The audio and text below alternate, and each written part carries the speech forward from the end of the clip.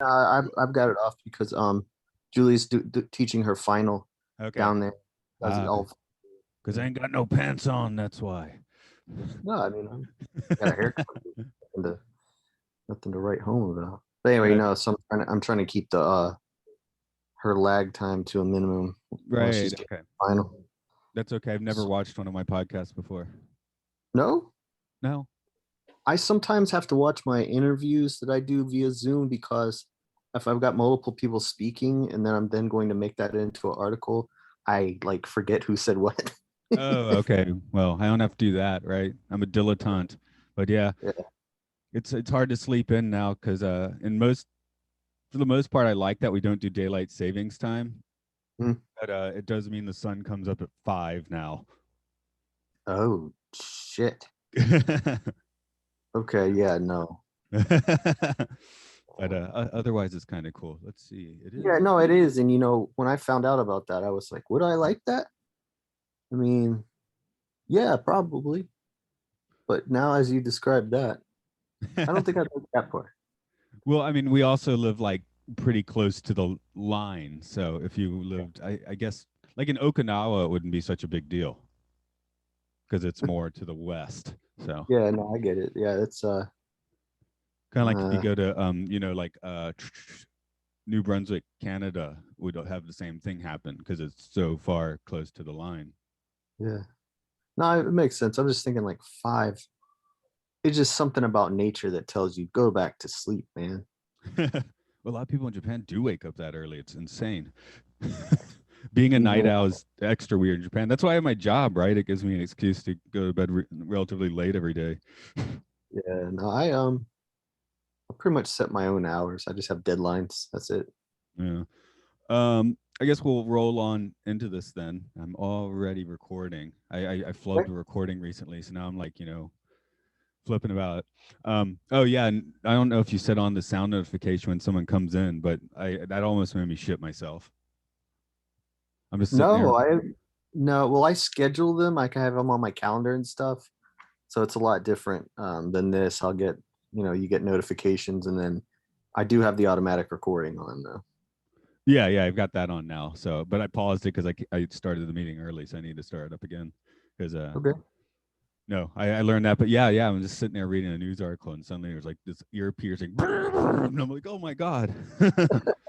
So Oh, shit. yeah, don't set that for yourself. I don't see that I'd have a use for that. I mean, I got enough alarms in my life already. Okay, well, let's do this then. The newspapers first, I guess. Okay. Yeah, Okay. because the other one's kind of a driver's ed, so we might as well space that one a little more. I mean, I guess it doesn't matter what order we record in, No, but I hear you, man. No, we very recently have done a driving video, so I yeah. get it. Actually, before we start, yeah, I got a few other amusing ones lined up for the future. I did that Monsanto House of the Future one. That was fun. Good. um, I think I told you I talked to the AV Geeks guy, Yeah.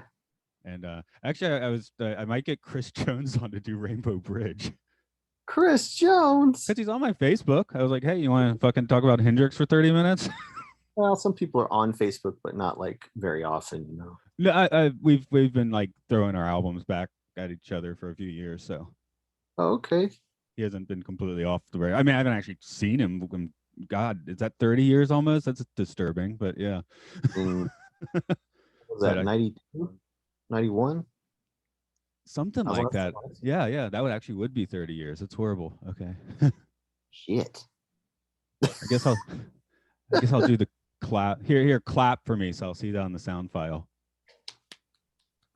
Oh, you can't do a big Just clap. That's one. fine. I know.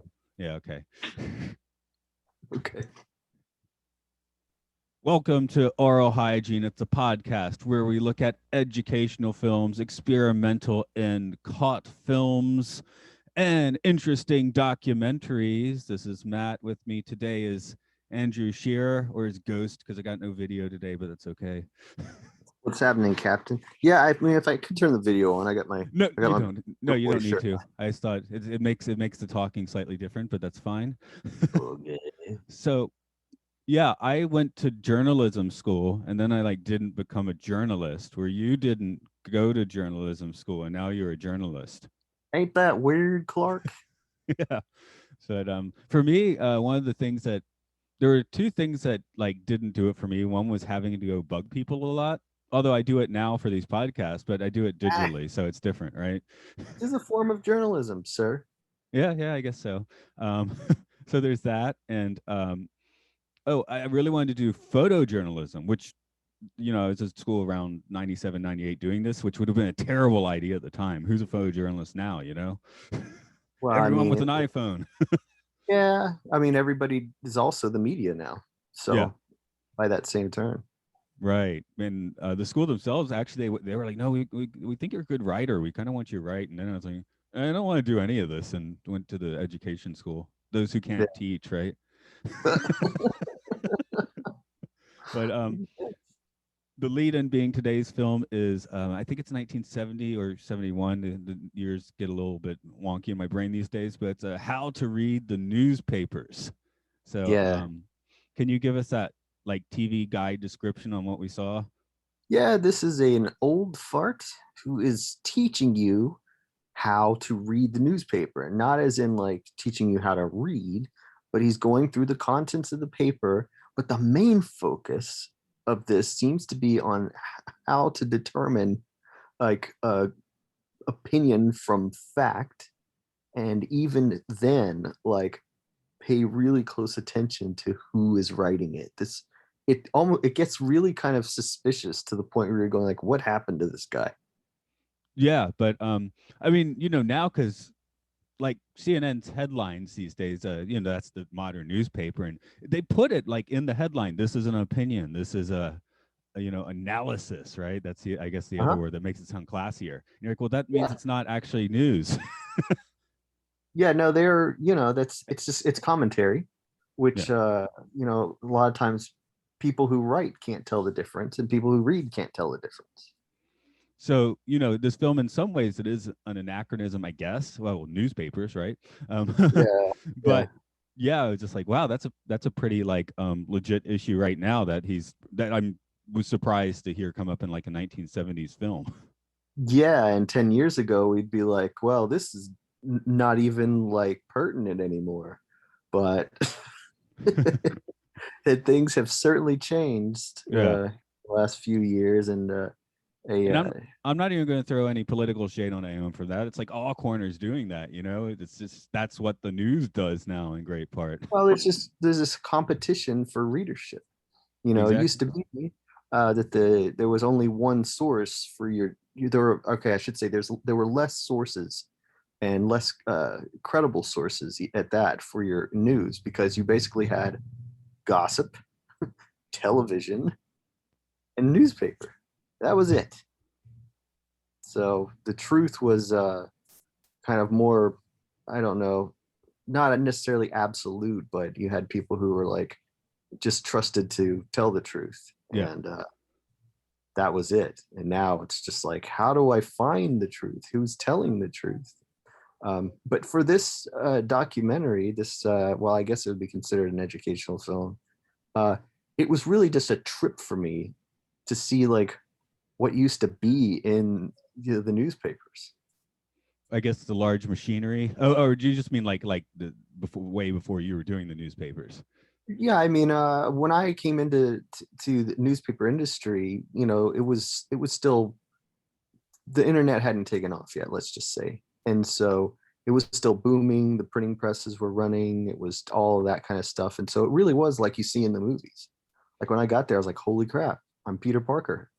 It Now, was now instead of asking you to do it for me, I'm going to see if I can reiterate what happened from memory. You had gotten a job doing layouts at the newspaper originally. yeah. I'm not allowed to say which newspaper it was, but I no, I literally came in the door at the lowest rung you could have. Right. Like That's it, kind of what I was getting at. yeah, no, it was just like masking tape and the printing press. I was like, it was right outside my door where it's all running and the papers are coming off. That's how close I was to like that side of things. So no, I didn't begin as a writer. I really had to kind of work my way up the floors. And I kind of I guess I lost track of when you did start writing? Because now you work from home. I mean, like even before COVID, you work from home, right? So Yeah, I'd been working home for years, and really it was just a matter of changing with the times as the newspaper industry changed. My job continued to evolve. yeah. So when did you actually start writing? Writing was in about 2009 or 10. I began a column, and the column then led to actual reporting.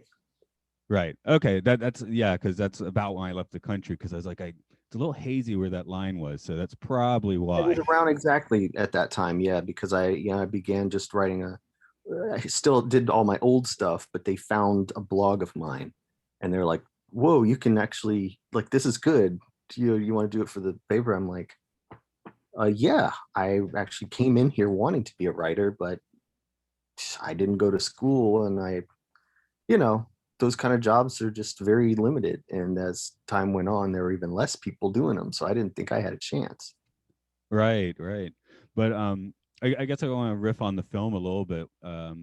Like you said, they don't really tell you much about how to actually discern, truth from opinions from, possible lies. They just kind of show you the inverted pyramid structure of writing twice. Yeah, they do. They really, and that's still a thing. I mean, you read something from the Associated Press Wire, it's pyramid style. And the kind of, I don't see really why that's necessarily a thing now unless you're looking at readership time, because people just start reading and then, after 30, 40, 45 seconds, they're out. So you do want to put that, the, the most pertinent info up top. But Right. it was odd to see that far back. It was a pretty inside baseball for them to show that. Yeah. I mean, that again, I went, to the UGA and they did that. So I just thought it was weird because they're like, we're going to show you how to discern real news from other things, and they never get around to doing that really, except Oh, no, they don't. I was going to ask you, because you were a journalism student, who is this movie for, do you think? I think it probably was for okay, I guess it would be a junior year class because I had this weird thing where I actually did come into university with credit, so they just started letting me take these classes from the get go. Uh-huh. And then I changed my major, and then so it's weird. My freshman year of university, I had all these junior classes, and then my junior year, I changed my major, so I had to catch up on a few, and then I had all these freshman classes. Uh, oh, man. So I was always with the Uh, wrong age. I mean, in university, it didn't really matter that much, but no, it doesn't. No, not really. also that meant I had like skippable classes. So I did the radio gig, and I think I actually did the gig a few times when I technically was supposed to be in class. And Uh, I made whoopee through a final once. But it hey, said 8 it said 8 p.m. on the website, and it was 8 a.m. And when I showed them it on the website, he did let me take it, but he also probably realized I hadn't actually been in his class for 2 months. That was micro or macro economics. I don't remember which one. And the micro I'm macro close words. that still sounds, I mean, in your notes you said that this guy makes journalism sound really boring, and I completely agree. Because and the reason why I asked you who you think it's for is because the instructional nature of like where to find things and what are the contents of a paper, like anyone who's ever opened one, which back then was a very, very common thing, would already know what's in there. So I'm like, who is this for? Like a sixth grader? No, it's for the 101. I think it's for the college 101 class where they don't really teach you much in that class. I think basically, especially at UGA, because they have a pretty, or at least I assume they still have a pretty a prestigious journalism school, right? So I think Yeah, a 101 class is like they're like kind of seeing who's actually going to cut this and who's not. yeah. So this might be like the day two. They give you your syllabus, and tomorrow and the next day they put this film on, perhaps. Okay, good. So it really is sort of like an intro thing, which is how it was to me, because even as someone who had worked in that industry, I looked at it and I was like, even when I was a kid, I knew how this worked. Yeah, but Yeah, the baseline classes rarely teach you much. Again, that's why all these 101 classes were pretty skippable for me, right? Yeah, Back in yeah. the day. It, So what was the one of the first headlines in the movie? It was like showing you the difference between how one thing can be reported and how some other thing can be reported by showing you the difference in headlines and stuff.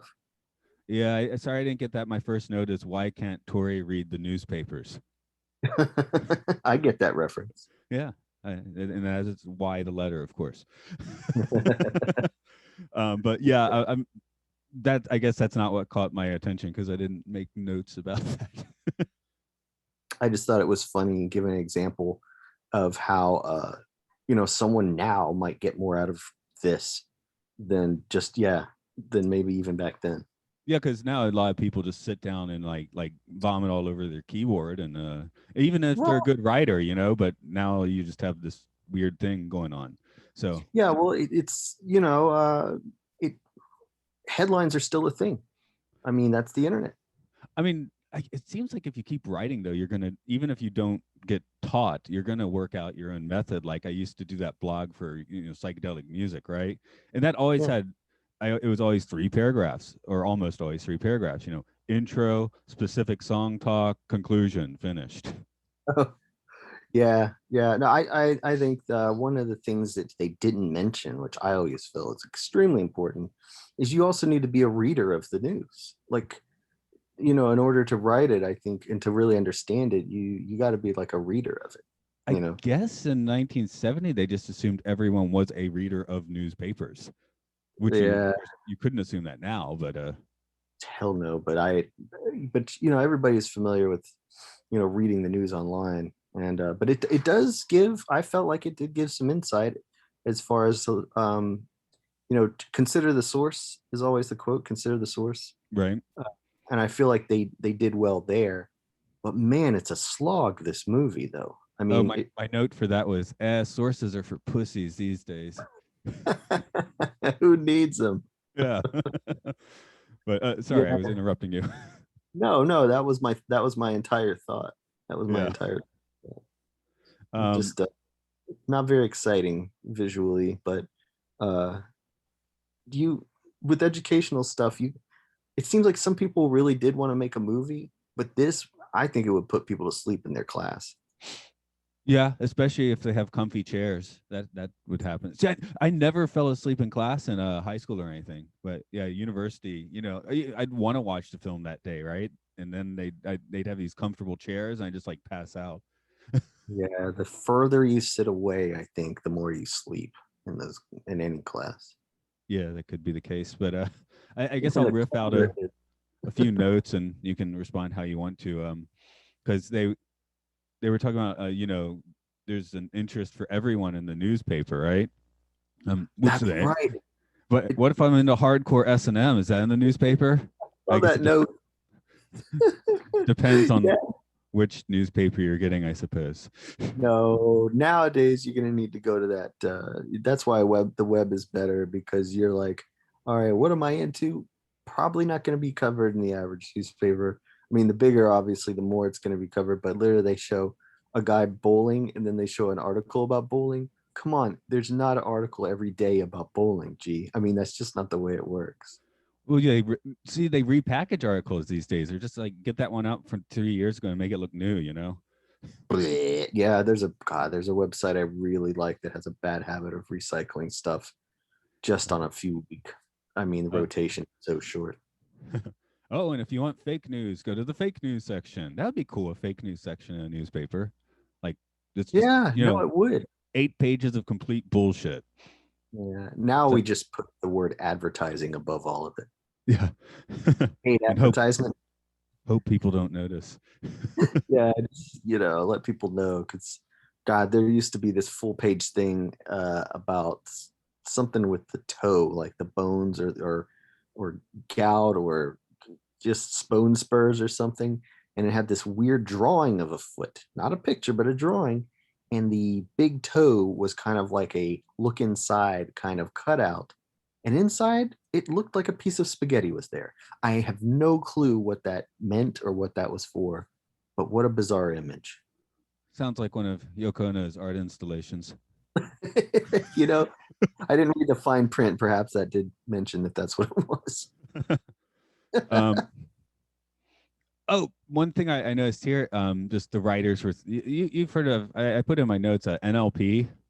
Yes. Yeah, the neuro linguistic programming. I just felt like they were kind of like making a few, I guess it wasn't called that yet, but they Oh, they were would. making a little bit like, how you're using the words, and these words will have this effect. Yeah, yeah. No, and that's still, I mean, like I said, that is also, that's one of the things that I feel is still kind of applicable, because it's all about, the wording is so important, because you could put a positive or negative spin or make something seem bad or good depending on even the order you put the words in. And I thought they did a pretty decent example in the movie. Have you, I know you've watched it, but have you read Dune? I've not. No, Okay. that's a key thing. Because we just did that movie, right? So on the other podcast. So I read the book beforehand, and reading the book, they have The Voice. I'm sure you remember The Voice from the David Lynch one. Mhm. Yeah. So when I'm reading the book, I hadn't seen the movie actually probably since the 80s, so I didn't remember much about it. But the way when I was reading it, like, the way it's playing in my head is the voice was just like weird, like NLP, like just using words a certain way, which actually, again, that's not cinematic. Of course, they have like the totally disturbing, weird thing in the movie, but I was like, conceptually, it's kind of cooler that way, which is what I guess how the media would want to use that, just the way you turn the phrase. Oh, sure, absolutely. And the thing about Dune, I think, is that even though movies have been and will probably always be made, and TV series and whatever down the line of Dune, um, it is unfilmable in Yeah. that regard. Yes, but I reading it, I was like kind of like, I guess maybe that's where going to journalism school came in a little bit, but Mhm. and having No, read a book I'm on sure. NPL, one of the science books on NPL, I was not going for the weird, like self-published Amazon ones, like how to become a rank bastard using NPL, right? NLP, excuse me, NLP. I've seen books like that, like how to deceive people using neuro-linguistic programming. Like, no, I think you're supposed to use that. Well, you should use that for a, more positive thing, right? Oh no. The pickup artists, right? Like how to use NLP that way. It's like, no, don't do that. That's horrible. Yeah, mine's always like this: bacon, lettuce, tomato. Yeah, there we go. Okay. No, I think that's wrong. Okay. But yeah. But yeah, and that's where I wrote, Cal newspapers in the 70s wanted clickbait potentiality so badly. And then they got Yeah. him, and then they lost the newspapers for the most part. Do you get a physical newspaper delivered to your house? No. Huh. Okay. I wonder how many people in America do. In Japan, especially older people still read the newspaper. We still get a newspaper I can't read delivered every day. Yeah, the thing about why that's so important, honestly, is because, you know, online news is kind of the moment, and it's always like constantly being updated. But the type of stuff that's being put in like in a newspaper tends to be of more of a kind of like archival and permanent nature, you know? Yeah, So this yeah. is more kind of feature oriented at that point, and is not the kind of writing that's typically even done online. And in that regard, it's especially for your community, your city, and your state, I think is even more valuable and possibly a better source than anything you'll find online in terms of you as a citizen. Yeah, I mean, half the time you read an article on the major sites, and you'll see at the bottom like, "Oh, we've changed it a bit." Yeah, I mean, yeah, it's and pretty normal. yeah, and so I think, I mean, you can find diagrams of like where various news outlets fall in the term in the in the area of like bias and things like that, and because of advertising, because of political leanings of its management or ownership and things like that. And so I really feel like though the local hometown newspaper is still probably your most honest and best source. Right. So yeah, it does. It's interesting because Japan does have a few newspapers are still all over the place, and everyone knows like this one is a little more conservative, this one's a little more liberal. Like, like, but people just straight up admit it and don't get. It's like because people, get pissed at CNN or get pissed at Fox News. It's like, why? That's for someone else. Obviously, it's not for you. Yeah, no, yeah, it's not. Yeah, and it's weird. The people getting pissed are typically the ones that were used to there being one news. Yeah. You know, that is not What the case anymore. Walter Cronkite's going to tell it all to you. That Yeah, is, no, I don't believe him. I do remember being taught in journalism school, and I mean, again, it seems obvious. Television's today's news, newspapers is yesterday's, magazines is last week's news, so we can think about it more. And Yeah, past that, you write a book or something. yeah, no, absolutely. That's the way it goes. And as far as people, I don't know. There's now it's more of I think which reality you live in. Oh, and at the time that I was being taught this, online just didn't exist. When I Yeah, was, I was in university, you could at that point do online research, but it was like, no, don't do that. You can't cite online things for any of this. Which, no, because there was nothing of official record. And none of these EDU sites. I mean, not like it is now. yeah, but even now, I mean, you can. I mean, it's much more easy to like fabricate something if you want. Oh, sure, no, but as far as like using it as a source for anything, you probably wouldn't want to use like an org or definitely not a .com. Right. Oh yeah, yeah. So I mean, I can.